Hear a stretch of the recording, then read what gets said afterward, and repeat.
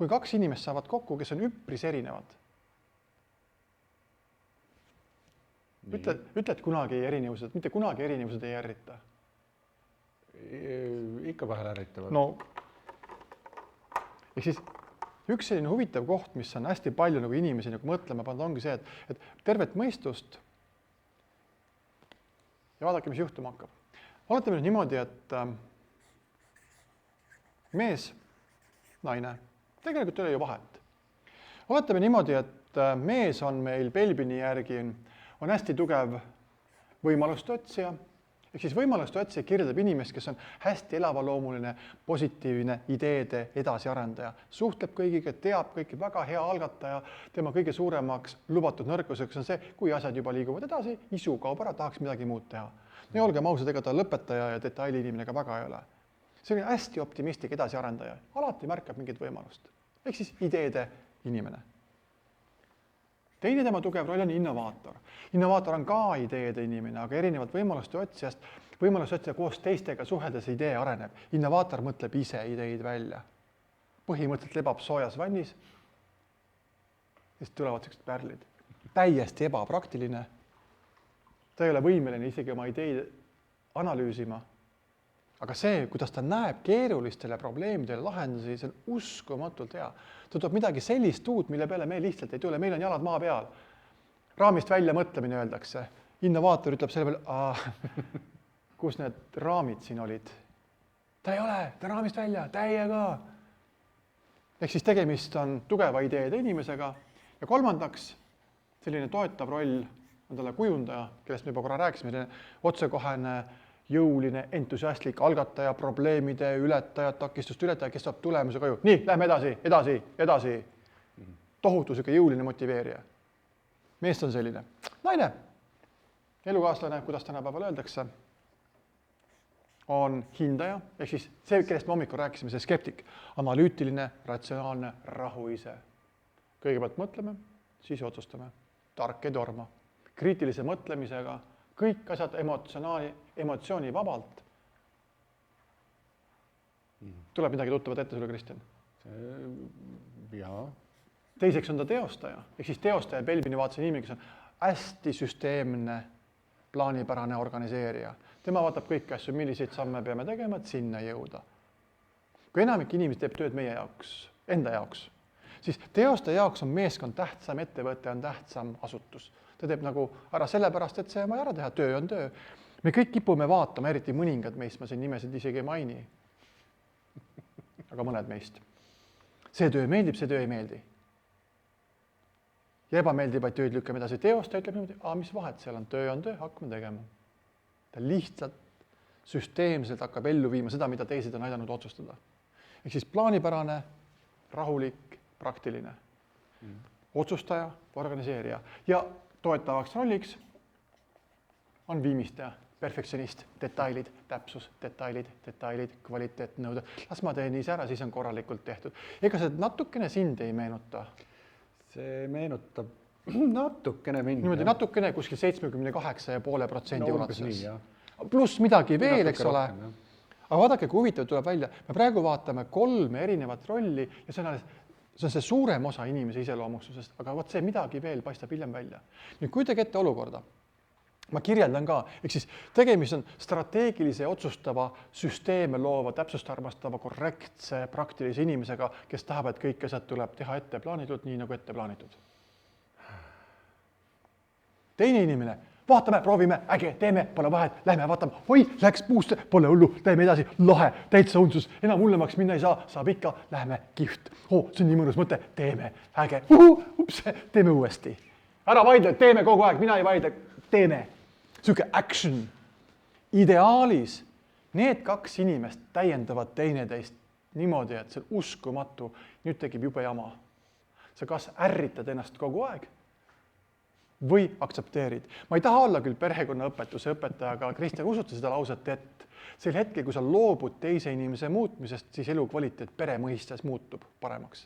Kõlab loogiliselt. Aga seda on raske saavutada, ma olen nõus. Aga vaata, täiendavad ju. Tõesti sünninud lugu, mitu on ära tundnud, ehk siis kujutage ette olukorda. Reede õhtu meeskonnal on tugev koolitus, mees sõidab koju. Kell on 5:30 õhtul, turvarihm on peal, mobiili ei näpi, spidomeer näitab 54 kilomeetrit tunnis, mis praktiliselt tähendab 50 kilomeetrit tunnis, rahulikult esimeses reas. Tuleb kõne sõbralt, nimetame siis Jukut, Juku helistab, hands-free, vajutab ja Juku ütleb, kuule, ole hea, tule pittu, mis pittu, tule külla, teeme sauna, mul on saun, kohe panen, võta naine kaasa, teeme jube tüütu, ühesõnaga, tule külla, võta naine kaasa, teeme paar jooki, võtame veini, mul on 2 väga head veini, 3. saame ka. Mida ütleb selline inimene talle? Yes, muidugi. Ja panebki tagasi. Sõidab 253 meetrit, oi kurja küll, ma pidin ju naise ka kaasa võtma. Muidugi tuleb kaasa, keerab uuesti ümber, sõidab uuesti kodu poole ja nüüd helistab koju naisele. Ehk siis helistab sellele. No vot, eks ole, Marko, kuidas sina selle kõne teeksid? Ära üldse räägi, las ma räägin ise. See kõlab niimoodi. Muidugi väga raske nüüd kehastada, eks ole, aga ikkagi. Kuule, tšau, kalli. No ma ei tea, kuidas keegi ütleb kalli, musi või üldse mitte midagi. See on hästi isiklik, see pole mingit vahet. Aga tekst on selline, kuule, tead, Jukku helistas mulle, tead, ma jõuan kohe varsti koju, lähme külla, tal on saun, tal on veinid, lähme. Sihukese entusiasmiga ja ta on ise väga õnnelik. Küsimus nüüd kõlab teile. Kuidas see inimene ennast tunneb?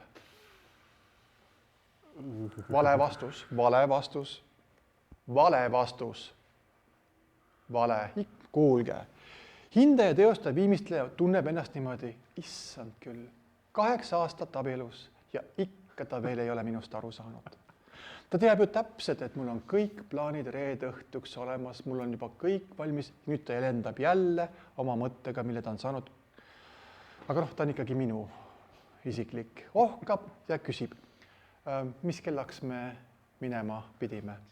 Vastus tuleb, ma täpselt ei tea, vahet ei ole, lähme. No kuidas me saame kuhugi minna, kui me isegi ei tea, mis kellaks? Kes sinna veel tulevad? Ma täpselt ei küsinud, vist keegi tuleb, vahet ei ole, lähme. Mida me kaasa võtame? Ei ole vaja midagi võtta, midagi ikka leiame, kuhu me lapsed paneme, pole mõelnud, mis saab. Eks nad jõuavad sinna külla küll, aga olgem ausad, elukaaslasel on pehmelt öeldes natukene keeruline. On küsimus, kuidas peab see kõne välja nägema? Marko, räägi mulle palun. Kuidas peab see kõne välja nägema reaalselt sellisele inimesele? Paluks puhast versiooni. See on see koht, kus sa pead abi küsima. Ja nüüd ongi. Võtad toru ja kõne ideaalis näeb välja järgmine. Ma nüüd kehastan selleks, kes ma pean olema.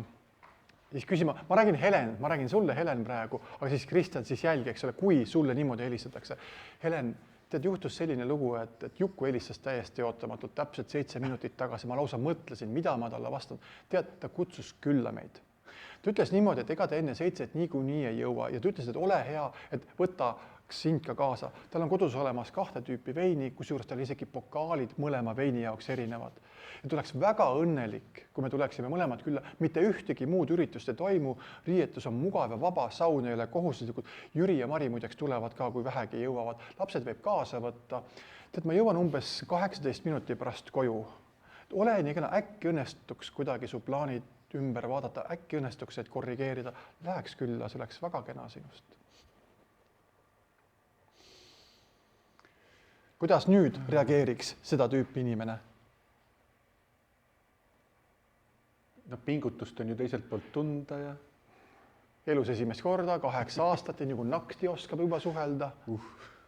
Okei, minu näide on natukene teatraliseeritud ja natukene üle pingutatud, aga mõte on väga täpselt sama ja ma garanteerin, see kontakt on 100%. Aga nüüd juhtubki. Valdavalt on ju kõik info on olemas, annadki otsustada. Üks lause oleks veel öelda, et ma käin ise poest läbi, ma võtan kooki kaasa, sest et kõik on Jukul olemas, aga magusat oli vaja. Ma jõuan 34 minuti pärast koju. Ole nii kena, palun. Äkki õnnestub plaane natukene korrigeerida. Aga nüüd on ka hästi oluline moment. Väga suure tõenäosus on ta nõus, aga kui ta ütleb, et täna ei lähe kuhugi, siis helistad Jukule, ütled, et täna ei tule kuhugi. Sest ta otsustas. Mul on päris paljud kliendid ennast ära tundnud ja nii mõnigi on lubanud. Ma ei ole muidugi kontrollinud, aga nad on päriselt lubanud ja teinud lõpuks ometi saan aru, miks ta minu peale üsna tihti natukene pahane on. Toimib.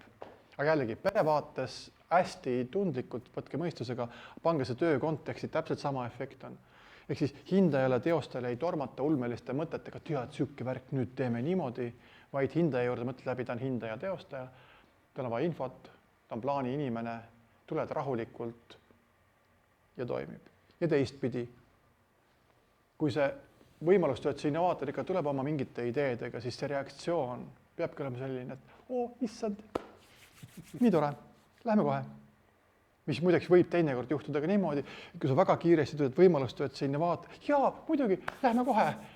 Siis hakkab võimalustööd see innovaator, oota, las ma ikka mõtlen ka natukene, jumal tänatud. Ja see on see pöördpsühholoogia. Küsimus on, kas me tahame kokkuleppele jõuda. Aga nüüd see on samad asjad ikkagi töö juures lahti rääkida, 3 tüüpi on siin ju veel. Toimib. Ma ei anna 100%, sest see on palju muud ka, siis Pelbin ei saa olla ainult üks asi, mis toimib. Aga ta annab nii tugeva materjali, et ja pange tähele, kui Gert juba noogutab selle peale. Et siin on midagi. Näed, et Pelbinist võiks sulle kasu olla? 100%.